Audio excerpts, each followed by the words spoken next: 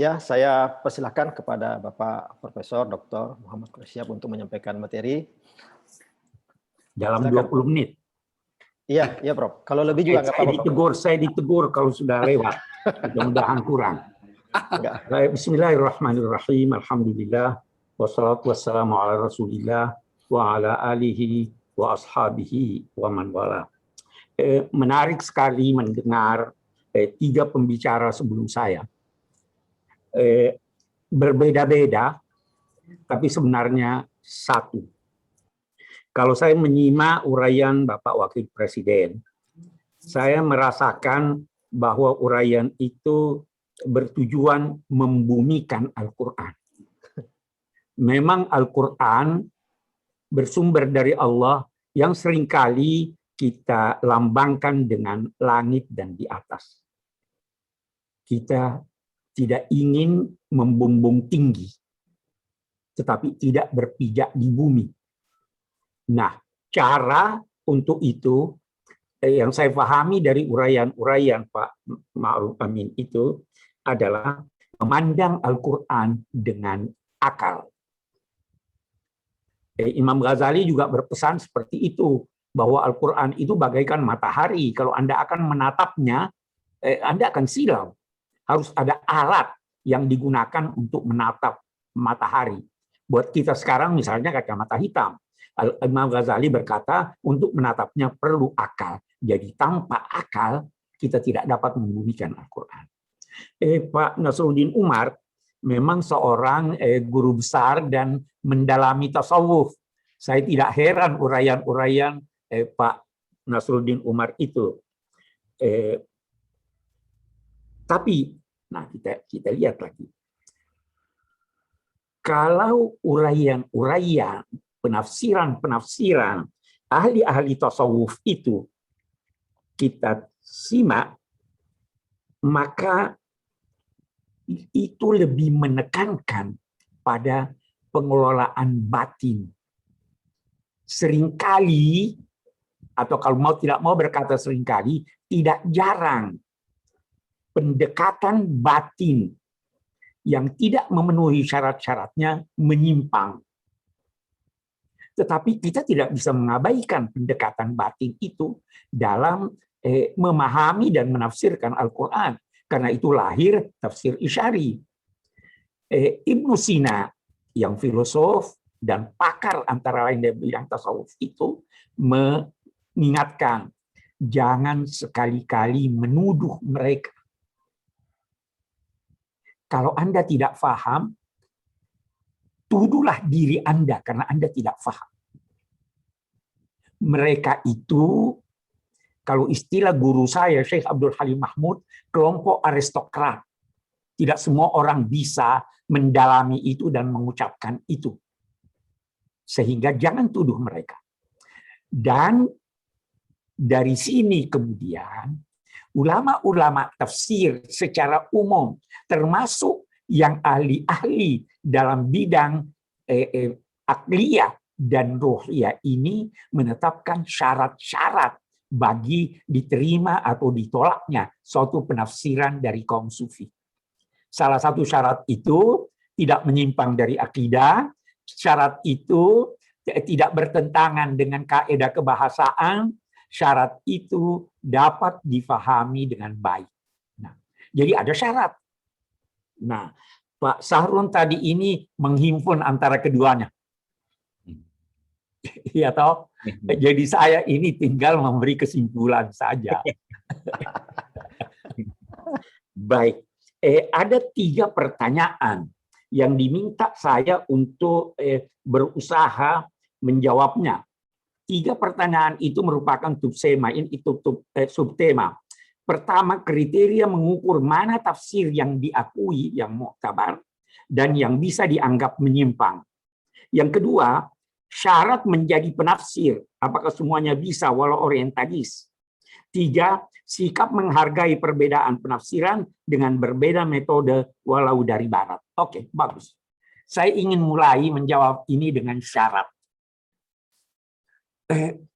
Kalau kita merujuk ke kitab-kitab tafsir lama, syaratnya banyak sekali. Ada mahasiswa yang pernah mengeluh, ini bagaimana kita bisa mengakui menafsir ini, syarat begitu berat. Saya katakan bahwa ada perbedaan antara penafsir dan menyampaikan tafsir. Penafsir itu yang berusaha memahaminya berdasar pengetahuan dia, pengalaman dia. Jadi pemahaman bersumber dari dirinya. Sedangkan menyampaikan tafsir itu semua orang bisa. Baca aja tafsir Buya Hamka. Itu Anda menyampaikan tafsir, bukan Anda yang menafsirkan. Itu satu. Yang kedua, karena banyaknya syarat-syarat itu, saya tahun 92 di buku saya Membumikan Al-Quran, saya garis bawahi sekian banyak. Saya tidak ingin namakan syarat supaya orang tidak menghindar dari ini. Saya katakan hal-hal yang perlu dihindari supaya tidak terjerumus dalam kesalahan. Saya katakan bahwa kalau dulu ulama-ulama kita berkata sahhatul aqidah, ini berarti orientalis kita tidak bisa terima karena akidahnya tidak benar. Tetapi di sana saya katakan, mari kita ganti sahhatul aqidah ini dengan objektivitas. Selama mereka kita terima, objektif kita terima. Karena Al-Qur'an pun membenarkan itu. Wa in ahadun minal musyrikin istajaraka fa'ajirhu hatta yasma'a kalamullah. Orang musyrik pun boleh mendengar Al-Qur'an supaya dia paham. Jadi ada kemungkinan dia paham selama dia itu objektif. Itu satu. Itu terjawab itu pertanyaan tadi. Orientalis bisa atau tidak? Bisa. Dan ternyata banyak di antara mereka yang mempelajari Al-Qur'an yang mengemukakan pendapat-pendapat yang bisa diterima. Yang kedua, sebab kesalahan ini untuk menjawab muktabar atau tidak memahami kaedah-kaedah penafsiran. Ada orang yang berkata bahwa kaedah penafsiran itu banyak sekali. Ada yang berkaitan dengan bahasa, ada yang berkaitan dengan ilmu-ilmu lain, bahkan ada yang berkaitan dengan penggunaan Al-Qur'an. Kita ambil contoh, ada yang berkata, oh itu sebenarnya Hawa lebih dulu dari Adam diciptakan. Khalaqa minha zaujaha, kan minha itu muannas. Zaujaha itu kan muzakkar. Jadi Adam itu diciptakan dari perempuan. Ini kan orang nggak ngerti bahasa nih. Terjerumuslah dia dalam kesalahan. Ada orang terjerumus dalam kesalahan karena tidak tahu konteks. Itu tadi yang antara lain dikemukakan oleh Pak Sabran, tidak tahu sebab nuzul atau tarikh atau kondisi masyarakat ketika itu. Ini banyak kesalahan terjadi hal tersebut, termasuk dalam masa kita sekarang. Harus lihat konteksnya apa. Kalau tidak melihat konteks, kita terjerumus dalam kesalahan. Harus melihat siapa pembicara, terhadap siapa pembicaraan itu ditujukan, kapan dia ditujukan. Ada orang berkata, itu perempuan lebih berbahaya daripada setan. Kenapa? Dia baca ayat, inna kaidah syaitani kana dha'ifa. Tipu daya setan itu lemah. Tapi dia baca di tempat lain, inna kaidakunna azim. Tipu daya kalian itu besar. Jadi siapa yang lebih besar? Tipu daya perempuan atau tipu daya setan? Al-Quran berkata azim. Ini karena tidak tahu terhadap siapa ayat itu ditujukan. Nah, ini sebab-sebab kesalahan yang harus dihindari. Kita lebih jauh melihat. Sebab-sebab kesalahan inilah yang harus dihindari supaya tidak terjadi kesalahan dalam tafsir sehingga penafsirannya bisa diterima. Nah, secara umum kita bisa berkata begini. Ada kaedah-kaedah yang disepakati oleh ulama. Ada juga yang tidak disepakati. Kalau menyimpang dari kaedah yang tidak disepakati berbeda, bisa ditoleransi. Selama ada kaedah yang dia gunakan yang bisa diterima walaupun marjuh.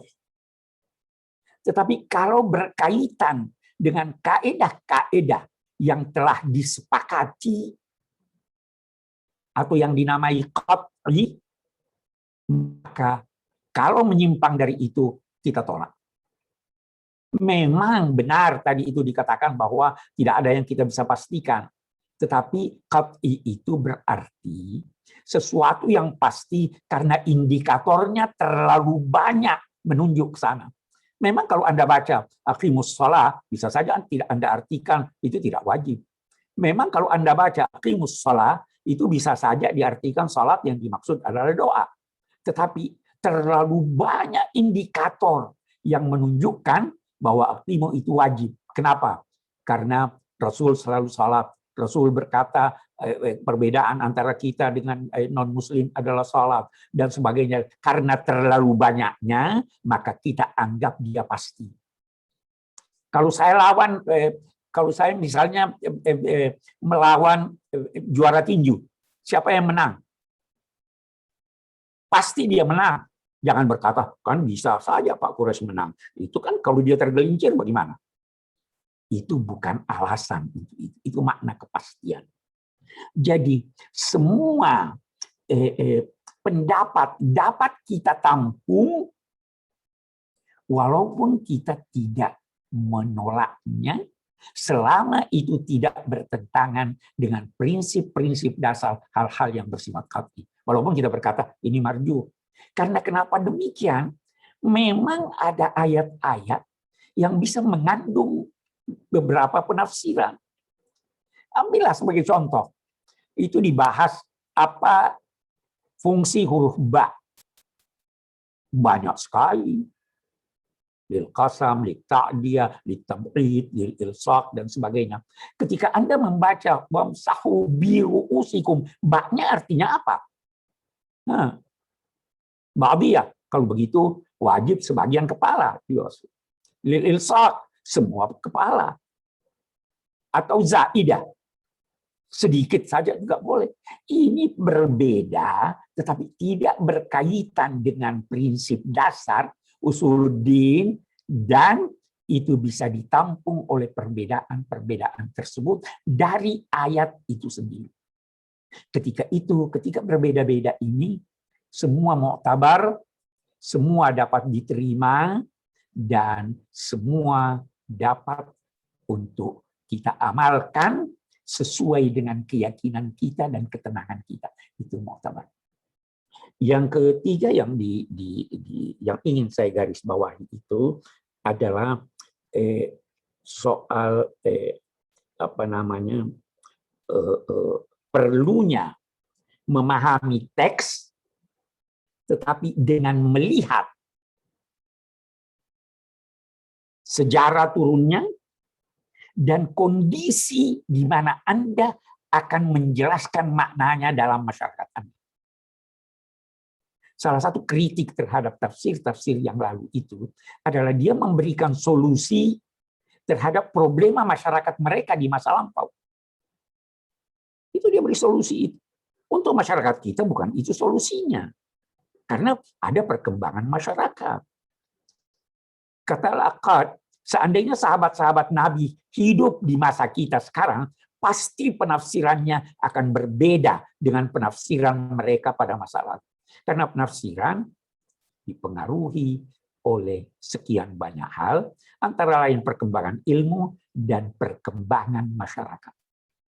Sehingga kalau ingin membumikan Al-Quran, Anda tidak bisa melepaskan diri dari memahami Al-Quran dan memahami kondisi sosial yang Anda hadapi. Karena tugas Alkitab adalah liyahkuma bainan nasi fi makhtalafu fi.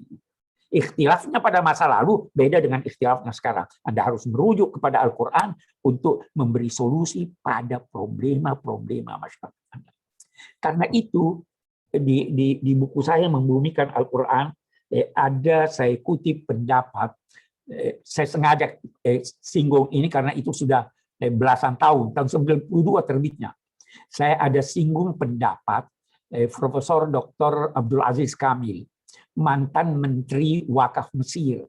Beliau memperkenalkan istilah al-Islamul Iqlimi. Maknanya adalah Islam itu bisa berbeda dalam penerapan rinciannya dengan Islam di iklim yang lain. Jadi bisa jadi Islamnya orang Arab dalam rinciannya beda dengan Islamnya orang Indonesia. Saya tidak bicara istilah Islam Nusantara, berbagai macam istilah, tapi saya bicara prinsipnya. Itu sebabnya Imam Syafi'i berbeda penafsirannya ketika di Irak dan di Mesir. Imam Abu Hanifah berbeda dengan Imam Malik. Imam Malik tidak pernah keluar dari Madinah. Imam Abu Hanifah berdekatan dengan Persia yang sangat mengandalkan nalar. Sehingga pemahamannya tentang Islam oleh Abu Hanifah berbeda dengan pemahaman Imam Malik, boleh jadi berbeda sedikit banyak dengan Syafi'i, dan dari sini dia katakan ada al-Islamul Iqlimi. Itu saya sudah uraikan sekian tahun yang lalu.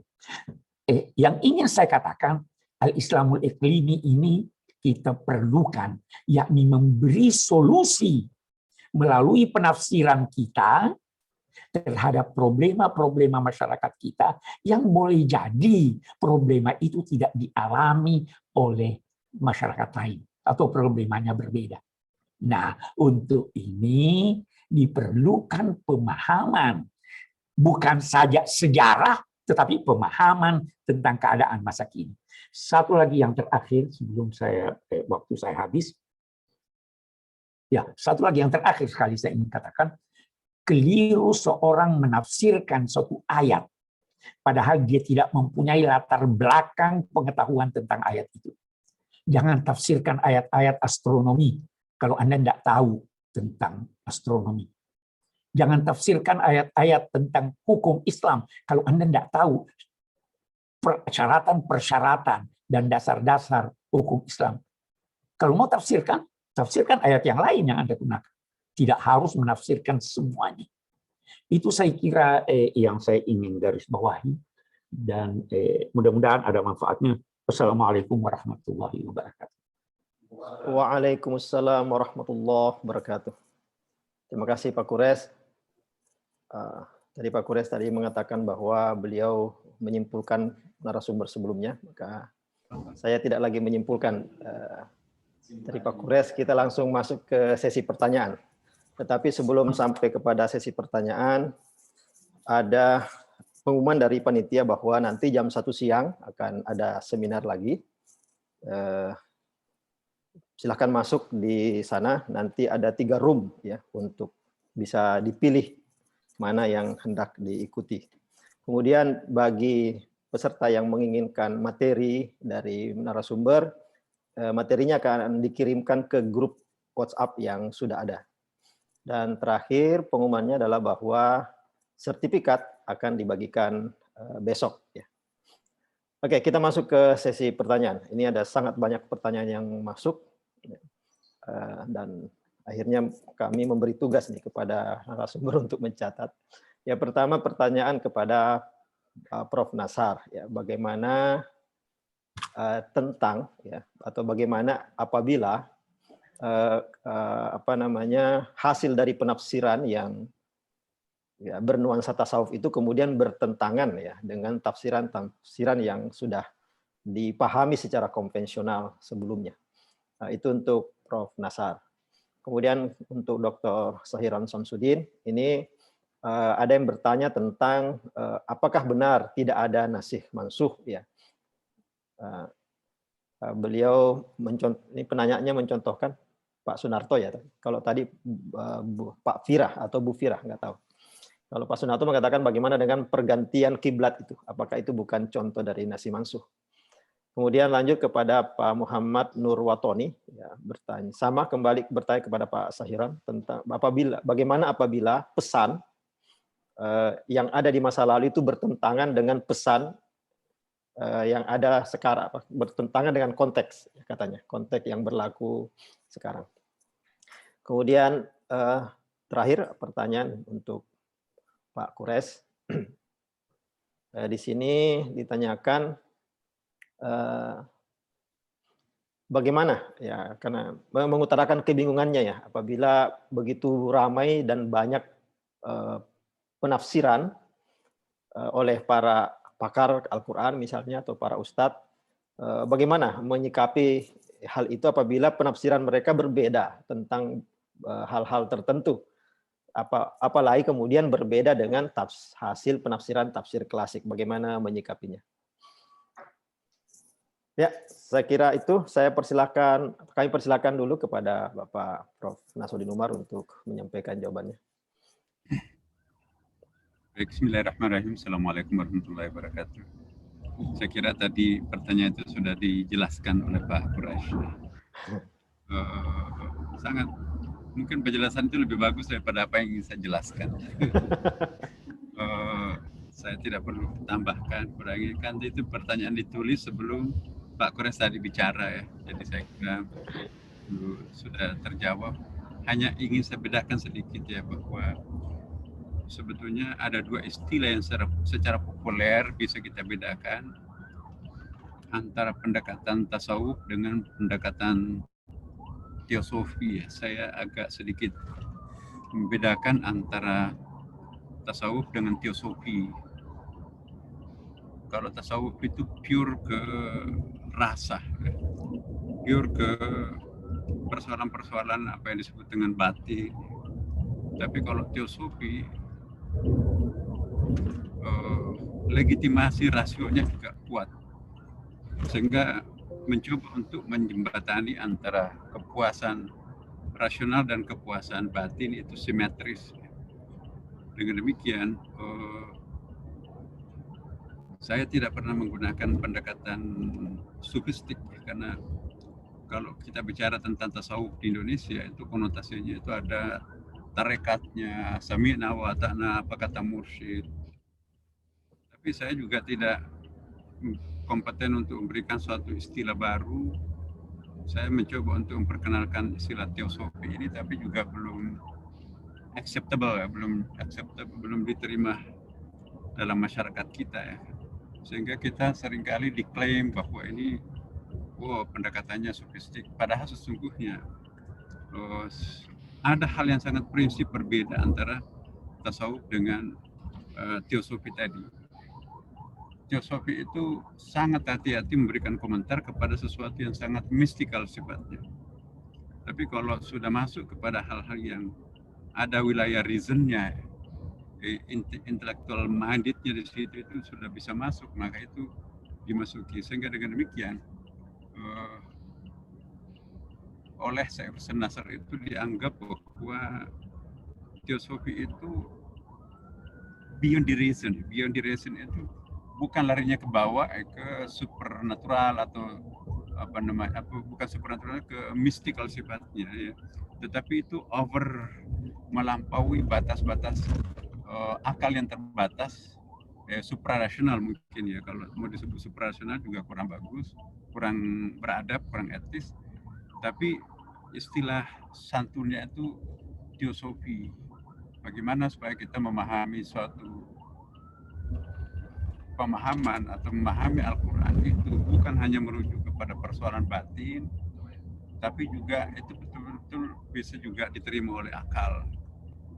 Karena dalam pendapat Mu'tazilah itu, akal dengan hati itu sama juga dengan wahyu, sumbernya sama, tidak mungkin bertentangan satu sama lain. Dalam bukunya Pak Quraisy kita sering baca ya, kalau ada pertentangan antara akal dengan wahyu, ada dua kemungkinan. Mungkin karena cara kita memahami wahyu itu belum maksimum, atau cara penggunaan rasio kita itu juga belum maksimum. Jadi dua-duanya bisa, atau sekaligus dua-duanya. Rasionya belum maksimum, pemahaman wahyu juga nggak maksimum. Sehingga betul-betul kita nggak boleh mengklaim bahwa ini yang terbaik. Nah, saya betul-betul membaca Pak Quraisy dulu menulis suatu buku yang sangat lama, sudah lebih 20 tahun saya kira Pak Quraisy itu membumikan Al-Quran. Tapi ada sesuatu hal, spirit yang diungkapkan di dalam buku lainnya Pak Quraisy, tidak disimpulkan dalam buku itu. Kita bisa baca di dalam beberapa buku terakhir.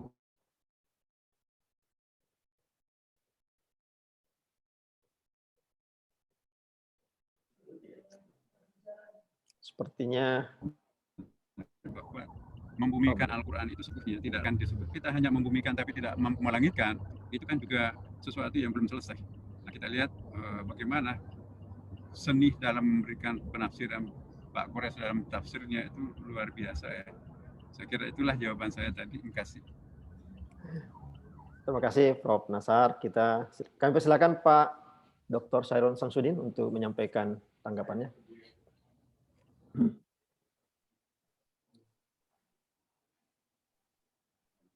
Baik, terima kasih. Ya, pertanyaan yang pertama tadi yang dikemukakan ke saya tadi, apakah betul tidak ada naskh mansukh, ya kan? Salah satu contohnya adalah yang mengatakan ada memang terkait dengan kiblat, ya, arah kiblat. Sepengetahuan saya itu tidak ada satu ayat Al-Quran pun yang memerintahkan Rasulullah Shallallahu Alaihi Wasallam untuk menghadap Baitul Maqdis. Nah ini ya, saya yang ada itu adalah fawalli wajhaka syatral masjidil haram, ke Masjidil Haram. Tapi ayat umpamanya fawalli wajhaka syatral masjidil aqsa enggak ada. Maka itu bukan nasikh mansukh, bukan. Menurut saya loh ya. Kan nggak ada ya? Ada nggak sih ayatnya? Pak Prof. Quraisy, mohon dikoreksi kalau sepengetahuan saya atau Prof. Nasar ya. Ini nggak ada ayat yang memerintahkan Rasulullah Shallallahu Alaihi Wasallam untuk menghadap Masjidil Aqsa. Kalau Rasulullah menghadap Masjidil Aqsa, itu karena mungkin ya ayatnya sih tidak ada ayatnya. Nah, maka perpindahan kiblat itu tidak masuk dalam kategori nasikh mansukh, bukan. Karena tidak ada satu ayat pun yang memerintahkan Rasulullah untuk menghadap Masjidil Aqsa. Ya, ada mungkin orang yang punya pandangannya Rasulullah diberi ilham menghadapnya ke sana. Oke lah, itu masalah hati ya. Ini Pak Nasar ya kan. Nah, tetapi bisa saja Rasulullah ketika ada perintah sholat, kemudian Rasulullah berpikir ini menghadapnya kemana ya? Oke lah untuk sementara kan gitu, karena Masjidil Aqsa itu adalah apa namanya? Itu pusat para nabi kira-kira ya kan, pusat agama. Di situ ada agama Yahudi, agama Nasrani, lalu kemudian datang kemudian adalah Al-Quran dengan agama Islamnya, tapi belum ada dibiarkan oleh Rasulullah. Apakah itu selama beberapa bulan ya kan, memang berbeda pendapat para ulamanya beberapa bulannya. Tetapi intinya bahwa tak satu pun ayat Al-Quran yang memerintahkan Rasulullah untuk menghadap syatral Masjidil Aqsa. Yang ada itu fawalli wajhaka syatral Masjidil Haram. Baik di dalam prosesnya memang seperti itu. Rasulullah itu menghadap Baitul Maqdis dulu selama beberapa bulan. Lalu kemudian Rasulullah bingung di dalam surat Al-Baqarah kan begitu ya. Coba Rasulullah ini lalu pengen kira-kira kalau bahasa saya kelahiran di situ kan ada Ka'bah di Makkah, itu mungkin kan begitu ya, ada Ka'bah ya Allah itu dibangun di situ oleh Nabi Ibrahim. Nah, kami ini adalah kira-kira begitu. Kalau menghadap ke Ka'bah ini gimana ya? Itu pertamanya kan bimbang itu Rasulullah. Kemudian ditegaskan oleh Allah, fawajhi wajhaka syatral Masjidil Haram. Di situ ada Ka'bah. Tuh, gitu ya kan? Nah, itu di dalam surat Al-Baqarah kan disebutkan yang sayaqulu sufaha'u minan nasi ma wallahum an qiblatihim allati kanu 'alaiha itu ya. Terus nanti di bagian tengahnya ayat berikutnya nanti yang setelah itu fawalli wajhaka syatral Masjidil Haram. Jadi Mas Mbak yang tadi yang bertanya ya, kalau contohnya adalah perubahan arah kiblat itu tidak ada nasikh mansukh. antara ayat Al-Quran loh yang saya maksud ya. Bukan antara perilaku dengan antar ayat Al-Qur'annya itu tidak ada. Nah, maka saya masih punya pandangan bahwa setiap ayat itu punya konteksnya sendiri-sendiri. Umpamanya mungkin saudara bertanya bagaimana dengan khomer, Pak Saiwan kan? Bagaimana dengan khomer? Yas'alunaka 'anil khamri wal maisir. Qul, ini perintahnya Nabi Allah kepada Nabi Muhammad, qul fihima itsmun kabiru wa manafi'u lin-nasi wa itsmuhuma akbaru min naf'ihima. Ini apa? Ya, begini jawabannya. Ini juga tidak dihapus. Jadi lihat masyarakat yang kita hadapi siapa. Ini dulu orang Arab kan biasa. Orang Arab biasa minum minuman keras sebelum datangnya Islam. Minum-minum kan ya biasa itu. Bahkan itu menurut data sejarah. Saripati anggur dari Arab waktu itu abad ke-7 Masehi atau 1 Hijriah kurang lebihnya ya, kurang lebih. Itu dikirim ke India, dikirim kemana-mana. Itu data sejarah. Ada peneliti, seorang peneliti mengatakan itu. Jadi memang orang Arab dulu memang suka minum-minuman keras dulu itu. Nah, dalam situasi yang semacam itu ditanya, wahai Rasulullah, ya, oleh para sahabat, mereka yas'alunaka kepada engkau wahai Muhammad, mereka bertanya anil khamri wal maisir. Jawaban Nabi karena situasi masyarakatnya masih seperti itu, fihima itsmun kabiru wa manafi'u lin-nas. Itu satu jawaban yang sangat penuh hikmah saya pikir. Nah, andaikan nih suatu saat nih adik-adik mahasiswa-mahasiswi dikirim ke daerah pelosok. Di situ tradisinya minum minuman keras. Katakan di Papua umpamanya, yang itu tradisinya minum minuman keras. Paling pelosok nih Mas ya. Sampean dikirim ke sana. Kira-kira ayat innamal khamru wal maisir wal ansab wal azlamu rijsum min amali syaitan atau qul fihima itsmun kabiru wa manafi'u lin-nas. Yang akan dikemukakan loh di awal ya. Ini proses pengislaman nih. Mestinya kalau itu tradisinya begitu jangan innamal khamru dulu, belakangan itunya nanti. Tapi yas'alunaka 'anil khamri wal maisir dulu ya. Yang tadi itu qul fihima itsmun kabiru wa manafi'u lin-nas. Lah kalau langsung innamal khamru wal maisir sudah langsung diusir aja. Sudah, aku nggak perlu lagi. Langsung begitu. Nah, ini maksud saya begini. Lihat konteksnya itu siapa? Ini saya bicara dengan siapa? Nah, makanya ada tahapan-tahapan, ada tadriji, tadrij dalam. Meskipun kita tahu, kita yakin bahwa itu yang diharamkan adalah khamr, itu diharamkan sudah.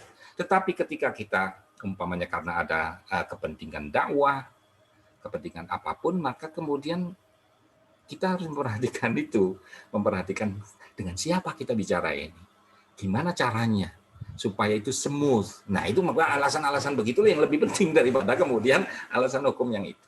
Di samping kan ini Pak Koresya mohon dikoreksi, Pak Nasar mohon dikoreksi. Istilah khomer itu sendiri kan kalau khomernya memang betul haram ya, tetapi seberapa jauh saripati anggur atau apapun, tape atau apapun yang itu dinyatakan sebagai khomer itu kan berbeda pendapat. Abu Hanifah berbeda pendapat dengan Asy-Syafi'i dan seterusnya, ya kan? Kalau Abu Hanifah kan ada derajat tertentu yang itu diharamkan. Artinya begini sebenarnya kalau bahasa sekarang, ketika memabukkan maka kemudian itu, maksud saya begini, dari satu sisi hukumnya saja, kadar khomer itu diperdebatkan oleh para ulama, seberapa jauh sebuah materi dikatakan khomer, itu berbeda pendapat antar ulama, ya kan, dari satu sisi. Tapi di sisi lain ada kepentingan dakwah. Nah, saudara diutus ke pelosok Papua umpamanya, yang itu minum minuman khamr jadi kebiasaan mereka. Nah, caranya kalau berdakwah kemarin jangan innamal khamru dulu, tetapi yas'alunaka 'anil khamri wal maisir. Itu maksudnya bahwa dalam ayat tertentu itu ada konteksnya sendiri. Itu harus kita perhatikan sebagai seorang dai, sebagai seorang penyampai tafsir, kira-kira begitulah.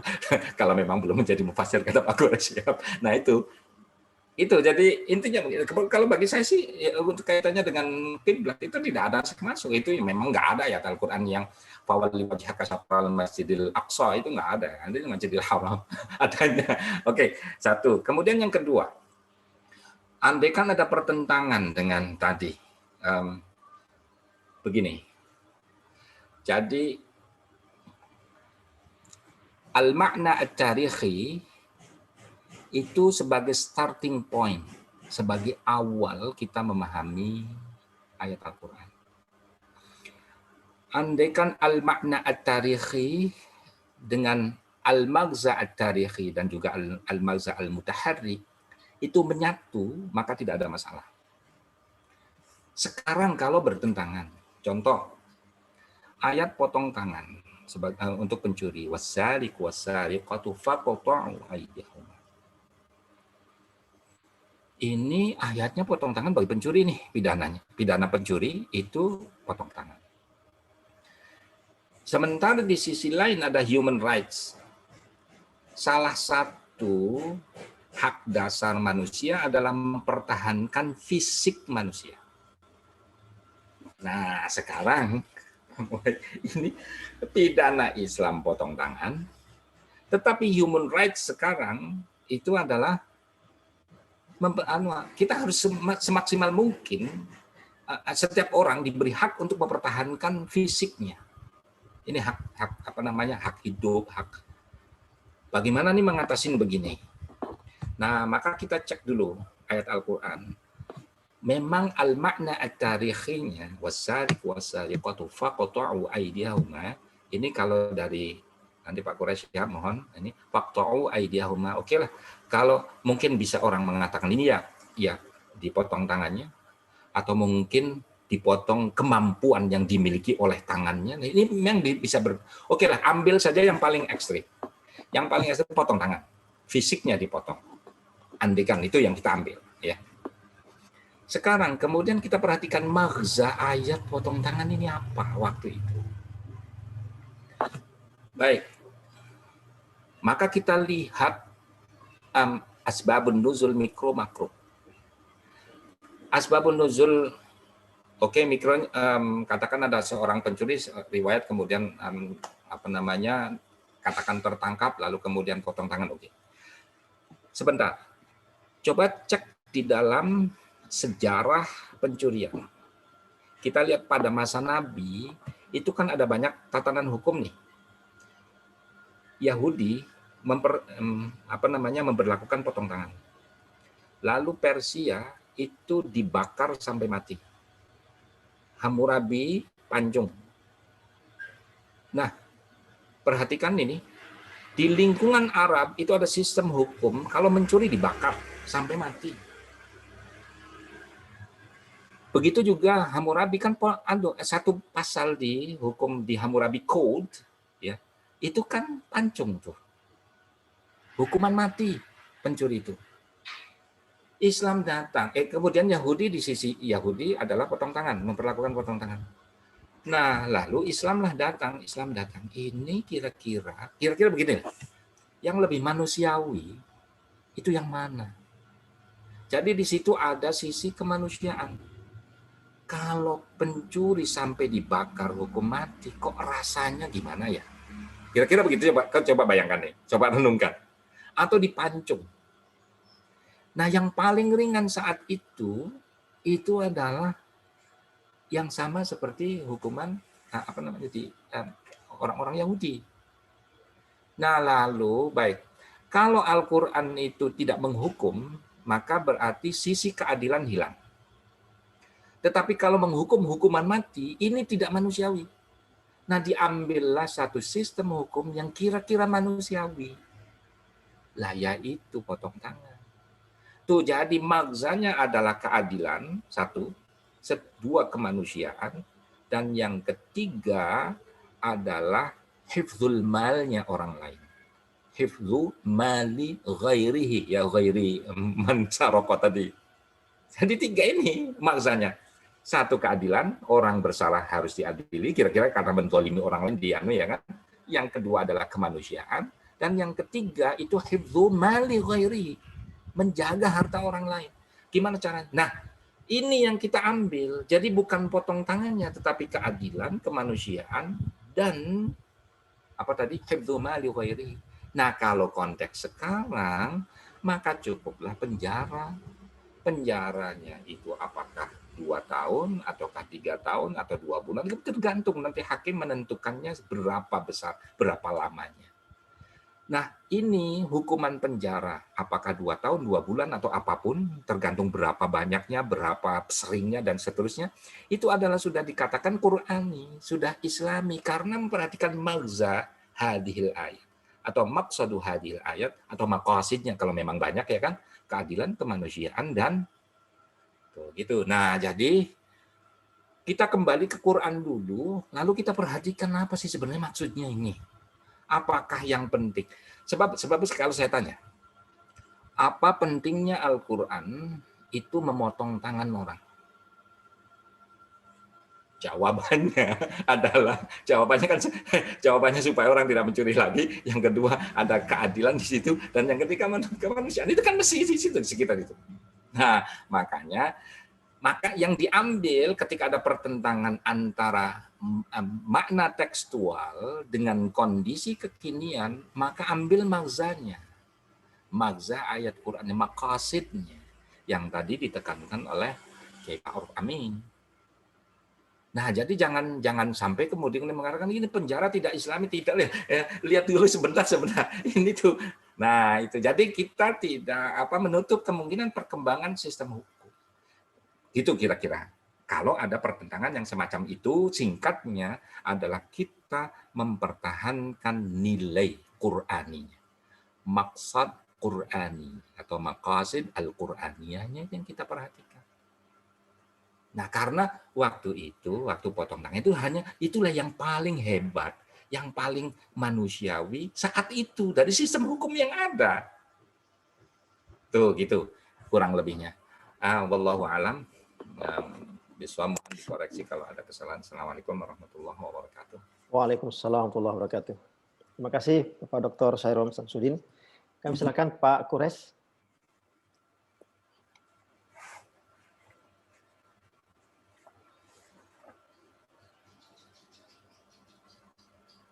Pak Kures masih mute, Bapak. Oke. Oke. Ya. Baik, jadi yang ditanyakan pada saya itu bagaimana menghadapi penafsiran yang beraneka ragam. Saya ingin memberi ilustrasi. Kalau Anda sakit ke dokter, kalau tidak bisa mengobati diri sendiri, Anda ke dokter. Anda pilih dokter yang mana? Lihat dulu, sakitnya sakit apa? Sakit gigi? Sakit jantung? Sakit ini sekarang ada spesialis. Tidak usah ke ahli jantung kalau Anda sakit gigi. Jadi pilih dokter gigi. Itu satu. Nah, dokter gigi banyak. Lakukan penilaian. Yang mana yang paling cocok? Yang mana yang paling baik? Kalau Anda tidak bisa, tanya orang yang ngerti. Nah, begitulah dengan penafsiran. Al-Quran itu mempunyai penafsiran yang banyak. Hamalatun lil wujuh. Kalau Anda pandai, Anda boleh pilih. Anda mujtahid mazhab, ngerti, pilih. Kalau tidak, dalam hal apa nih penafsiran? Pilih ahlinya siapa. Oh, ini ahli hukum Islam. Tanya dia. Kalau itu menyangkut persoalan lain, sejarah, tanya ahli sejarah. Jadi bertanya. Dan yang terakhir, tanya hati Anda. Yang mana kalau sudah berbagai-bagai pendapat, tanyalah hati Anda. Yang mana yang Anda mantap, pilihlah. Tetapi kata ulama, pilihlah yang lebih aman buat Anda, aman dalam kehidupan duniawi dan ukhrawi, bukan hanya aman duniawi. Itu cara untuk kita memilih aneka pendapat itu. Demikian. Wassalamualaikum warahmatullahi wabarakatuh.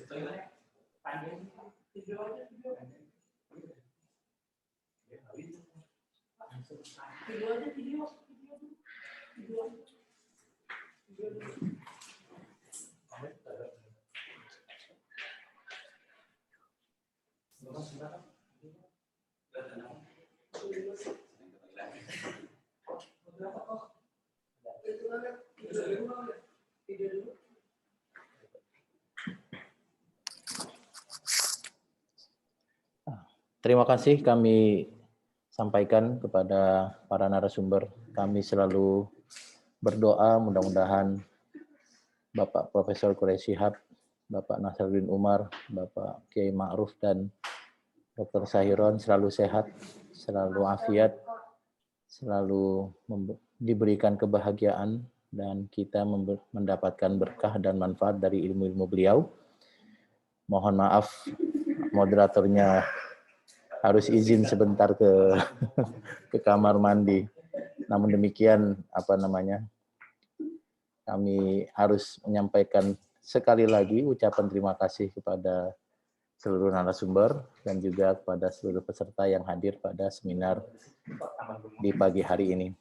Sebelum kita tutup sesi pertama ini, ada beberapa hal yang perlu kami sampaikan. Pertama, bahwa link e-sertifikat akan kami bagikan pada seminar utama besok jam 1 siang. Kita masih akan mendapat siraman dari Prof. Taufik Ramadan Buti dan Prof. Yusri Rashid serta Ustadzah Amani Lubis. Nah, kemudian hari ini pada jam 1 siang kita akan ada sesi presentasi makalah. Akan ada 3 room yang kami sediakan. Peserta dipersilakan untuk masuk ke link Zoom yang sama dengan link Zoom yang hari ini kita gunakan. Nanti ada pilihan untuk masuk ke ruangan mana yang akan diikuti. Ya, informasi ketiga adalah bahwa materi yang sudah kita kumpulkan bisa di-download oleh peserta di grup WA yang sudah kami sediakan. Alhamdulillah sampai siang ini sudah ada grup WA sebanyak 5, yang artinya jumlah peserta sudah lebih dari 1.000. Terima kasih pada seluruh narasumber. Doa kami selalu kami haturkan pada Allah. Mudah-mudahan guru-guru kita yang mulia ini selalu berbahagia, diberikan kesehatan dan afiat. Kurang lebihnya dari kami mohon maaf. Kami akan istirahat. Peserta juga bisa melakukan aktivitas sholat dan makan dan seterusnya. Kita ketemu lagi jam 1. Insya Allah. Hadanallahu wa ikum ajma'in. Wassalamualaikum warahmatullahi wabarakatuh.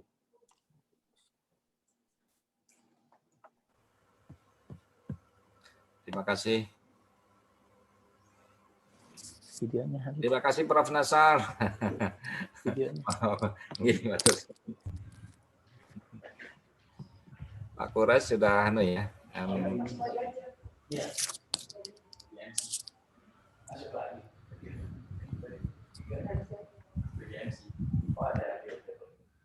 Sehat selalu Prof. Nasar ya. Yuk, terima kasih Mas. Posisi di Jakarta atau di Makassar, Pak? Di Jakarta. Jakarta ya. Mas Hairan di mana nih? Ini di Jogja di rumah, Pak. Enggak direkrut ke IUU enggak? Belum Pak, karena kami masih saya masih menjalani tugas yang Wakil Rektor 2, jadi